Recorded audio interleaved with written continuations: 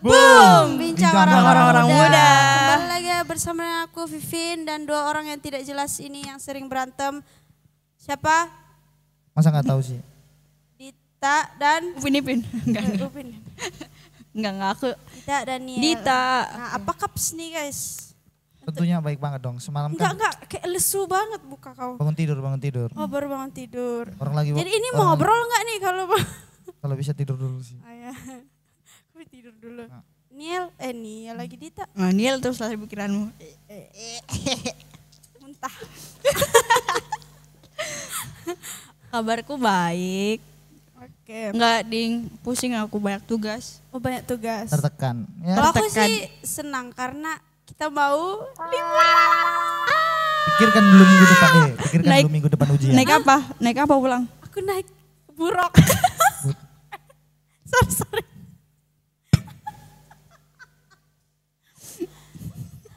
Ya. Naik kereta api. Tut, tut, tut. Kalau enggak, kita yuk.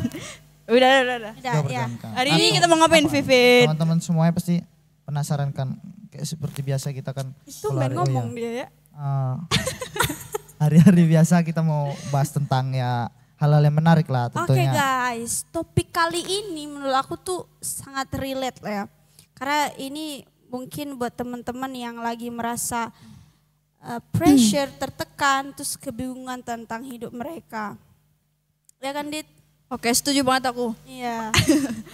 Di sini aku udah ditulis lo yang ngomong. Kok jadi kau? Oke lah, gak apa-apa lah. Halo kali, jadi Udah aku ngomong. Ayo. Banyak banget nih anak muda sekarang yang dihadapkan pada tantangan hidup yang berat gitu. Jadi Ya bener banget. terutama itu tentang soal ekonomi. Ekonomi sulit, Le. Jadi Kayak elit. ya nggak jarang gitu. Bukan itu, nggak jarang gitu. Mereka juga Beda, jadi ini beda. tulang punggung keluarga. Di satu sisi ngurusin orang tua yang udah tua, di Iya, sisi bener lain banget. juga harus ngurusin anak, keluarga kecil mereka gitu. Untuk yang udah menikah Ya, ya. yang untuk udah menikah. Nah hari ini tuh lebih spesifiknya kita mau ngebahas tentang yang namanya generasi sandwich. Nah untuk teman-teman Sandwich itu makanan kan? Roti itu kan? Roti ya, isi itu ya? emang roti sih, tapi kayak dijadiin suatu istilah gitu. Nah mungkin kalian belum tahu juga, mungkin teman-teman belum tahu. Baru tahu aku. Jadi generasi sandwich itu antara generasi milenial sama Gen Z kalau nggak salah. Nah mereka tuh ada di posisi terjepit kayak gitu. Yang terjepit apanya? Yang terjepitnya itu adalah dalam suatu keadaan Oh. atau situasi di mana mereka Oh, tuh di situasinya posisi yang terjepit. Iya, di posisi terjepit. Jangan kemana-mana otak Muniel. Oke, nah dan artinya kayak di tengah-tengah gitu. Mereka itu harus ngurusin keluarga mereka, tapi mereka juga harus ngurusin entah saudara-saudara mereka ataupun diri mereka sendiri. Oh. Banyak lah yang mereka urusin ya. Aku ada satu statement nih. Ini pasti kalian tahu sih di IG. Oh mana tadi? Oh. IG udah hilang. Ya. Udahlah nggak usah. Intinya adalah kayak jadi anak pertama itu apa ya? Ekspektasinya Banyak ekspektasi yang untuk ditaruh dirinya, gitu sama dari dirinya keluarga dan dirinya sendiri yang harus dia penuhi gitu. gitu. Intinya kayak satu keluarga itu berharap penuh sama dia gitu Iya, kan. kayak sebagai seorang tulang punggung keluarga gitu. Oke. Banyak orang saking menjadi ekspektasi keluarga itu tadi, yang menjadi pokoknya tuntutan dari keluarga itu, mereka jadi tertekan loh. Iya, benar banget. Pikiran mereka baik sekali, misalnya nih orang habis kerja, habis baru gajian, udah pikirkan, langsung habis. Iya, Buat karena makan harus ngurus. adik-adik, buat makan, ya mungkin kalau secara tidak langsung yang orang tuanya yang mungkin udah tua terus gak kerja lagi kan, pasti dia harus berpikirkan tentunya kan, kemana Atau yang nih? kayak generasi Z yang kayak keluarganya tuh miskin gitu. Ya, benar. Dia kerja, dia dapat gaji, dia harus ngurusin orang tuanya, dia juga harus ngurusin adik-adiknya kayak gitu. Kayak Oke. anak pertama sekolahin anak kedua sekolahin kayak gitu-gitu. Oke, makanya kalau mereka dapat gaji gitu kan, habis kerja terus dapat gaji, makanya duitnya langsung habis. Iya. Kebanyakan Mereka nggak mereka dapat kayak apa-apa lagi. Itu yang sedih kan. Itu gitu sedihnya, kayak berjuang dan itu yang membuat mereka ngerasa tertekan. Kayak gitu. Kadang itu ada sedihnya, ada bahagianya. Kalau sedihnya kenapa? Dia nggak bisa menikmati hasil gaji dia sendiri. Tapi kalau bahagianya, ya dia masih bisa memberikan buat orang tua mereka, buat adik-adiknya. Setidaknya dia bisa melihat mereka bahagia itu kan. Iya. Tapi di dalam dirinya sendiri tuh kayak dia banyak Ya tekanan tekanan, gitu. pikirannya Aku harus banyak kali. gini, aku harus gini kayak gitu. Nah, itu. Banyak pengeluaran juga, misalnya kayak contoh di rumah kan listrik, dia juga yang harus bayar, aduh tagihan air bulan, aduh sedangkan belum gajian juga kayak gitu kan, itu merasa langsung tertekan batin, seluruh tubuhnya pokoknya tertekan. Itu sih menurutku. Terus makanya tuh nggak jarang tuh generasi-generasi yang di posisi ini tuh kayak ngerasa stres, ngerasa overwhelmed, pusing gitu. Bahkan kayak dia bisa sering ngerasa gagal sama dirinya sendiri karena dia tuh nggak bisa memenuhi harapan itu ya kan. Kayak gitu. Berat juga ya. Kalian pernah nggak ada di posisi itu? Atau kamu anak apa? Kalau aku kan anak tunggal kan, Oh, ya anak tunggal. walaupun nggak banyak apa tanggungan dari, mungkin kan kalau anak tunggal kan sendiri, nggak ada adik-adik, nggak ada abang-abang, jadi nggak terlalu terbeban. Tapi kalau anak tunggal ini menjadi patokan, kayak mana kalau keluarga itu dianggap bisa mengurus anak, ya dari aku sendiri. Aku sukses berarti keluarga aku bisa ngurus anak. Kalau aku nggak sukses berarti ya percuma anak satu-satunya nggak diuruskan. Oh iya. Jadi kita harus membawa nama baik keluarga itu lah. Ya. Jadi kayak Tertekan di situ. di apa namanya di IG lah, di TikTok tuh kalau ada komen-komenan kalau cintanya kayak ada tentang konten tentang anak pertama lah gitu, tulang punggung keluarga, pasti banyak komen sehat-sehat ya, apa namanya Anak pertama. banyak cobaan yang harus dicobain. Gitu. Udah, Ada anak kan? pertama perempuan lagi. Iya harus kuat. Ya kebanyakan harus kuat. juga loh anak pertama perempuan itu. Kasihan juga sih sama mereka. Ya, kalau laki-laki memang tetap kasihan, tapi kan secara mental mereka lebih tangguh kan. Lebih cepat dapat pekerjaan atau hal apapun yang buat bisa mencukupi keluarganya. Kalau wanita Keren, ini kan kalian keren. Jadi oke sekarang nih kita mau bahas dari, karena kita anak-anak Tuhan nih ya kan, kita mau bahas dari sudut pandang Alkitab. Nah gimana sih kita Ya. bisa, kita yang mungkin teman-teman di rumah yang menghadapi tantangan itu atau menghadapi di mana kamu ada di situasi di posisi terjepit di tengah-tengah, kayak kamu harus ngurusin karir kamu, tapi kamu juga harus ngurusin orang-orang tua kamu, keluarga kamu. Nah, di banyak posisi yang harus ini, diurusin lah. nah kamu tuh harus, ya gimana caranya kamu bisa hadapin ini? Kita baca dalam Filipi 4 ayat 6-7. Nah di situ tuh Tuhan bilang kayak, janganlah hendaknya kamu khawatir tentang apapun juga, tetapi nyatakanlah dalam doa dan permohonanmu dengan ucapan syukur keinginanmu kepada Allah. Jadi salah satu prinsip pertama yang teman-teman tuh bisa ambil adalah kita gak perlu takut karena kita gak perlu membawa beban itu sendirian kayak gitu. Karena ada Tuhan yang selalu. Ada Papi Jesus. Iya. Papi Jesus.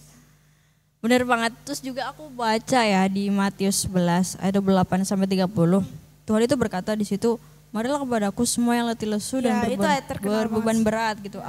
Aku akan memberikan kelegaan kepadamu. Jadi meskipun ya teman-teman kita menghadapi beban berat sebagai generasi sandwich, kita diingatkan gitu untuk datang kepada Tuhan gitu. Kita nggak harus menanggung semuanya sendiri, tapi Tuhan itu siap memberi kelegaan dan kekuatan buat kita gitu. Banget. Aku sih, kalian udah ngasih ayat Alkitab. Apa ya, mau aku kasih juga ya. Tentunya buat teman-teman semuanya sih, tadi Vivin udah bahas tentang jangan khawatir. Si Dita pokoknya tentang jangan letih lesu atau apapun itu, sebab Tuhan akan memberi kelegaan kan. Kalau aku sih mungkin kemasukan dari apa ya, sama sih dari Matius juga sih, Matius 6 ayat 31 sampai 33. Mengapa demikian? Kalau kamu khawatir, kalau kamu letih lesu, pokoknya segala sesuatunya jangan pernah takut. Kenapa? Tuhan pasti menyediakan kan. Segala sesuatu yang kamu butuhkan, kalau kamu serahkan sama Tuhan, tentunya Tuhan akan menyediakan. Tuhan mengingatkan kita untuk tidak khawatir tentang kebutuhan hidup kita, tentang segala sesuatu yang ada hidup kita. Ya Tuhan memberi kita kekuatan tentunya, menyediakan apapun yang kita butuhkan. Bener banget. Yang penting iya. apa? Jangan mencari hal duniawi seperti yang dibilang kemarin kan. Jangan mencari hal duniawi, tetapi carilah dahulu kerajaan Allah. Nah, bener banget tuh Niel. Jadi kayak kalau kita kita tuh hanya perlu percaya aja sama Tuhan. Karena Tuhan itu penyedia yang sempurna. Artinya Ya. dia tuh menyediakan, artinya dalam Matius 7 aja kayak mintalah maka kamu akan diberikan. Makanya setiap pergumulan yang Tuhan beri itu pasti ada Iya, penyelesaiannya, ada jalan ada keluar. jalannya pasti Tuhan yang juga kasih. Dan mungkin kayak meskipun situasi yang kita alami untuk teman-teman di rumah alami itu mungkin kayak sulit banget, kita tuh bisa andalkan Tuhan gitu. Karena ya Tuhan tuh pasti kasih kita jalan keluar, dan ini bukan hanya soal uang, tapi Tuhan tuh bakal kasih kita hikmat supaya kita tuh bisa membagi waktu dan membagi energi kita kayak gitu. Oke. Oh ada ganti dulu ganti dulu. Kenapa? Oh aku ganti kamera ya guys, kamera lagi. Ganti Mic. Terlalu banyak kau serap energi baterai itu makanya habis. Iya sih. Ya. Ada nggak sih kayak saran-saran praktis dari kalian kayak untuk anak-anak tunggal, anak-anak pertama, anak pertama yang Anak-anak jadi sulung. Tunggal juga loh, pertama dan terakhir. kayak Akulah Mereka- awal dan akhir. Omega. mereka harus kayak gimana, kayak harus bisa membagi waktu kah atau harus bisa lebih self love kah atau kayak mana menurut kalian? Kalau menurut aku sendiri sih solusi ya. Iya. Yang bisa mereka lakukan gitu dalam hidup mereka. Maksudnya kan kayak berangkat dari sini lah. Kita kan nggak bisa memilih keadaan kita mau gimana kan. Iya benar banget. Kita nggak bisa mengatur Tuhan ataupun apalagi menyalahkan Tuhan gitu. Kenapa keadaanku kayak gini? Kenapa aku harus jadi anak pertama? Iya. Habis itu aku jadi tulang punggung keluarga, aku harus kerja. Habis itu aku nggak nikmatin duitnya lagi. Malah aku kasih sama orang tua aku kasih sama adik-adikku dan lain sebagainya gitu. Dan itulah yang paling penting, itu yang pertama, jangan salahkan keadaan gitu. Karena kalau misalnya kita masih nyalahin keadaan pun itu nggak akan menyelesaikan masalah, tapi Iya. malah menimbulkan masalah gitu, baik dengan diri sendiri maupun dengan orang-orang di sekitar kita gitu, Iya. terutama keluarga terdekat lah. Terus kemudian menurutku memang ya mau nggak mau terima keadaan dan akui, tangisi seperlunya gitu di hadapan Tuhan. Oke, akui dan tangisi Tangisi seperlunya di Asik. hadapan. Nggak perlu nggak usah ditangisi. Ya. Ya kan Maksudnya kadang kan- orang tuh butuh untuk kayak Kan kadang Iya. kan ada kan orang yang Kayak waktu Vivin mau pulang kemarin itu kan tertekan, nangis di kamar mandi. gitu. Iya. gitu loh, maksudnya ada kan orang yang bisa meluapkan stresnya dengan sharing sama orang lain, dengan nangis, itu aja udah bikin dia mendingan kan itu kan. Jadi kayak gitu menurutku, tangisi dan akui seperlunya Secukupnya. di hadapan Tuhan gitu. Dan minta tolong sama Tuhan, meyakini bahwa Tuhan pasti akan menolong segala sesuatu yang terjadi, kan pasti ada tujuan dan rencana Ya. Tuhan kan. Kalau misalkan Tuhan membuatmu ada dalam keluarga yang demikian, keadaan demikian, dan mengharuskan kamu menjadi tulang punggung keluarga, menjadi orang-orang di keluargamu menaruh ekspektasi yang lebih pada dirimu, manfaatkanlah kesempatan itu buat Jadi kayak berkat gitu. jadi berkat, jadi teladan, jadi orang yang bisa dipercaya, jadi orang pekerja keras kayak gitu. Semua tergantung mindset sih. Oke. Kalau Niel ada nggak sih saran atau apa gitu untuk Apa nih? anak pertama yang jadi tulang punggung Kalau keluarga? aku sih ya jangan terlalu dipikirkan segala sesuatunya. Karena semua itu kembali lagi dari rasio kita, dari pemikiran kita. Oke. Kalau kita bawa segala sesuatunya dalam keadaan tertekan, kayak segala sesuatunya, aku nggak bisa ini, susah ini pasti, mau menghidupi keluargaku susah. Ya tentunya pikiran kita juga kebawa ke situ kan. Makanya kalau semuanya itu bawa santai aja, nggak usah semuanya bingung lah. Apalagi kan kita tentu ingatlah sama ayat-ayat Alkitab, dari ayat firman Tuhan juga tentang dari mana Tuhan tidak pernah meninggalkan itu. Adalah pokoknya. Adalah Dan jangan lupa apa itu, Tuhan tidak pernah meninggalkan kita, itulah. Pokoknya dari situlah. Jangan pernah takut segala sesuatunya, pokoknya dibawa relax aja. Kenapa? Karena Tuhan ada kalian sibuk ini ya. Sibuk ya. Itu sih kalau dari aku. Ganti juga. Kenapa diganti-ganti? Aku tadi mau ngomong apa ya? Nah, tapi ada tuh kayak Cek. mati ya? Oh, iya. Oke. Nah, tapi ada tuh ini kembali lagi ke laptop. Oke. Laptop. Iya. Oh, karena Tapi- materinya ada di laptop. Iya. Tapi ada tuh ini ada anak-anak Gen Z lah atau anak muda yang kayak dia emang tulang punggung keluarga tapi suka ngeluh gitu. Iya, makanya Suka itu ngeluh di sosmed kayak komen di sosmed kayak Dapat mencari validasi Bantuan. gitu. Aku pikir biar dapat bantuan. Ya, mencari pengakuan. biar dinilai orang, wih Iya. keren Wih, banget udah nih. anak Biar perempuan nyari jadi bantuan. tulang punggung Iya. keluarga. Menurut kalian tuh gimana? Bagus. Gak bagus. Ya, 2 kata Oh. singkat padat gak bagus. Nggak perlu sih sebenarnya, Iya. nggak perlu di apa ya? Sama Tuhan aja menurutku. Apalagi dengan motivasi yang salah itu tadi kayak butuh pengakuan, butuh validasi gitu. Menurutku nggak perlu sih. Jadi kalau misalkan memang kenyataannya kamu jadi tulang punggung keluarga, beban hidup di hidupmu berat, ekspektasi keluarga besar, nggak tertampung lagi gitu, nggak kuat lagi digendong gitu kan.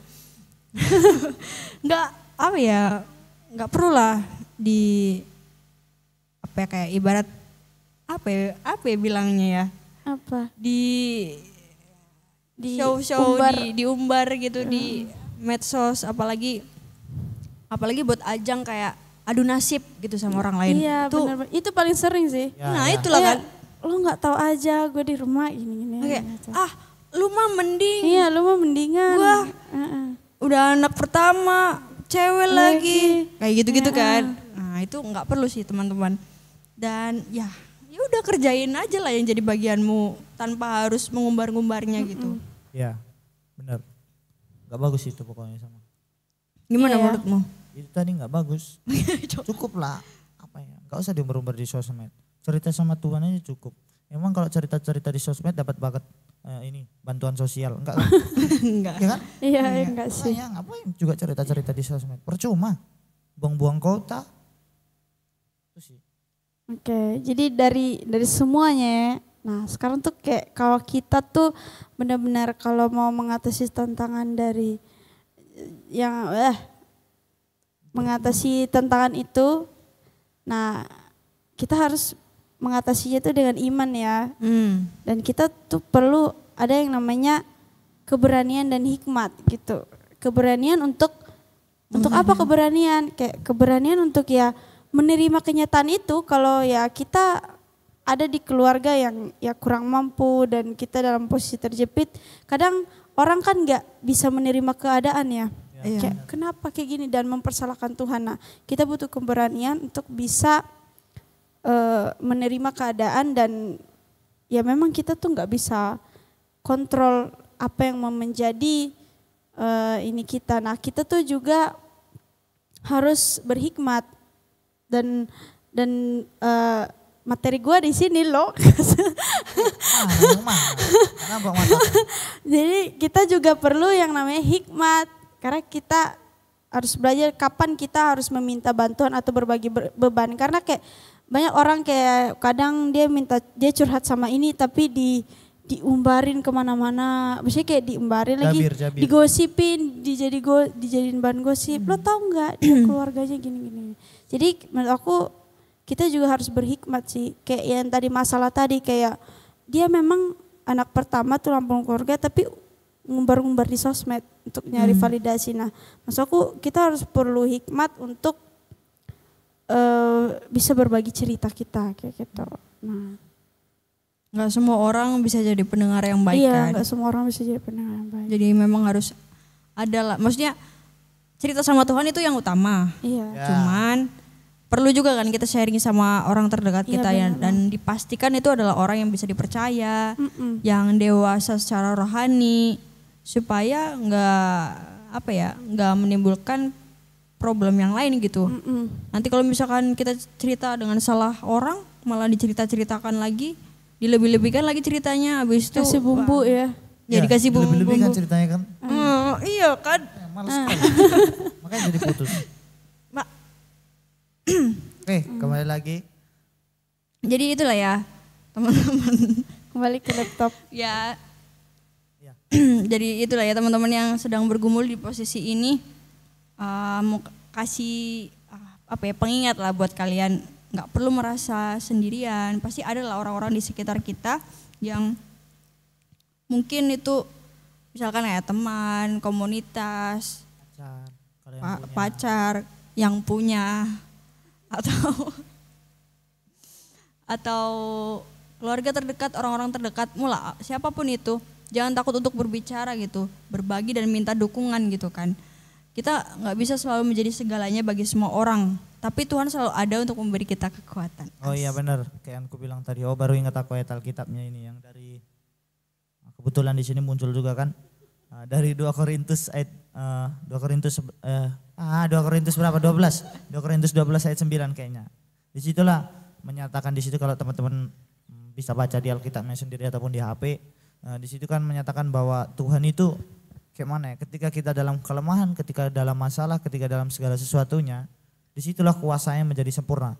Pertolongan Tuhan itu berarti di situ nyata. Jadi ya di tengah-tengah kelemahan kita, justru malah Tuhan itu lebih menyatakan kuasanya, lebih menyatakan pertolongannya buat kita itu lebih kelihatan lah intinya. Pokoknya cara-cara Tuhan itu ada. Ya entah mungkin secara langsung kita tidak merasakan itu, mungkin dari pertolongannya melewati orang lain. Tuhan kan bisa memakai siapa aja kan buat menolong kita kan. Kayak seperti yang dibilang tadi sama Dita. Orang lain, teman kita, pacar kita atau siapa. Banyak lah. Itu kan bisa menjadi perpanjangan tangan Tuhan buat menolong kita kan.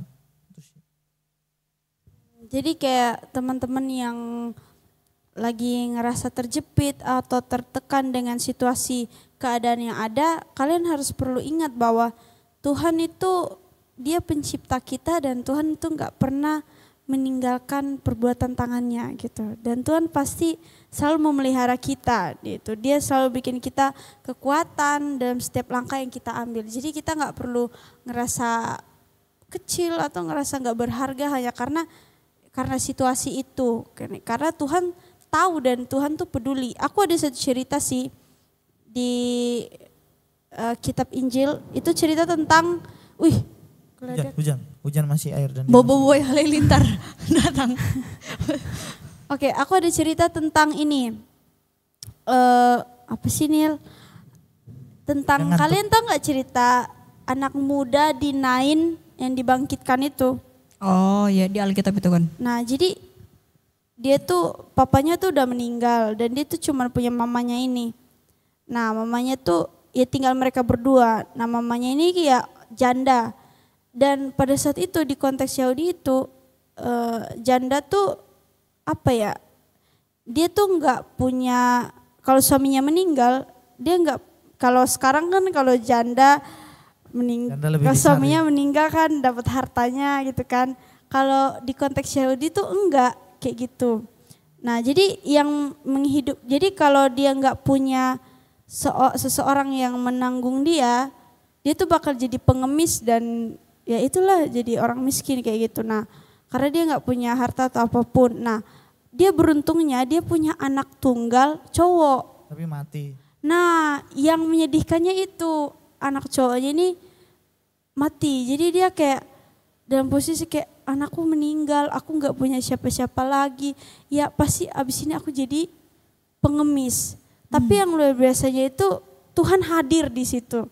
Tuhan hadir dan Tuhan membangkitkan anak itu. Artinya Tuhan kasih dia harapan lagi untuk apa namanya punya masa depan yang baik kayak gitu. Nah makanya apa ya dari cerita itu yang mau aku tarik adalah dalam situasi terjepit atau situasi yang sulit sedikit sekalipun Tuhan tuh pasti selalu ada dan Tuhan pasti selalu menolong kita gitu. Jadi guys sebelum kita akhiri, aku mau ingetin teman-teman yang mungkin lagi ada di posisi generasi sandwich ini, kalian jangan pernah takut atau ragu untuk datang sama Tuhan. Karena mungkin saat ini hidup kamu mungkin terasa berat dan penuh beban, tapi percaya deh pasti Tuhan itu selalu sertai kalian. Oke, benar banget, aku setuju. Apalagi justru kayak Tuhan bilang, justru kayak dalam kelemahanmu kuasaku tuh makin sempurna gitu. Dan tanpa kita sadar justru cobalah lebih banyak mana gitu kita datang sama Tuhan ketika kita seneng kah atau ketika kita lagi banyak masalah gitu kan. Jadi kalau misalkan banyak problem dalam hidupmu, ya manfaatlah kesempatan itu buat wah matilah kau nilai serius lah. Lagi serius lagi. Oke lanjut Dit. Itu jadi ternyata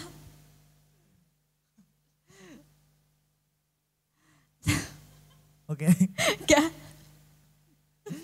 ternyata justru dalam kayak kelemahanmu gitu, kuasaku bakal semakin nyata dan semakin kamu rasakan gitu, semakin kamu sadari gitu. Itulah. Siapa itu? Papi Jesus. Yes. Papi Jesus.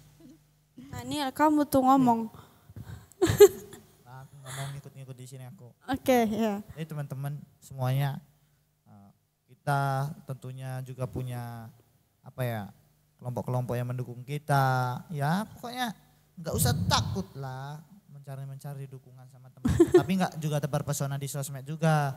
Nggak usah iya maksudnya nggak usah ngomong-ngomong yang tadi kalian bilang yang di sosmed itu, nggak usah ngomong-ngomong, maksudnya cari dukungan itu ya cari teman buat cerita, buat curhat supaya bisa membantu kan, saling menguatkan kan. Ya. Saling menguatkan. Supaya kita itu ya walaupun kita tahu kalau Tuhan itu menyertai kita, tentunya kita dalam kehidupan kita di dunia ini juga perlu juga namanya teman buat ya mendengarkan kita secara langsung lah. Ya, supaya kita dapat terus berjalan. Enggak. Itulah. Oke guys itu pembahasan kami, jadi semoga episode kali ini tidak sia-sia. Tentunya kalian harus jadi sandwich. Tapi semoga episode ini tuh bisa kasih semangat buat teman-teman yang sedang bergumul dalam menjalani hari sebagai generasi sandwich dalam posisi terjepit. Ya kalian jangan takut, berdoa, berbagi beban kalian dan percayakan hidup kalian sepenuhnya ke Tuhan. Pasti Tuhan bakal tolong kalian. Amin. Oke, jadi sebelum kita tutup ini kita berdoa dulu, minta dan kasih, nanti Niel yang Niel yang berdoa. Kita bersatu dalam doa. Bapa di surga, kami bersyukur Tuhan untuk setiap penyertaan Tuhan dalam kehidupan kami.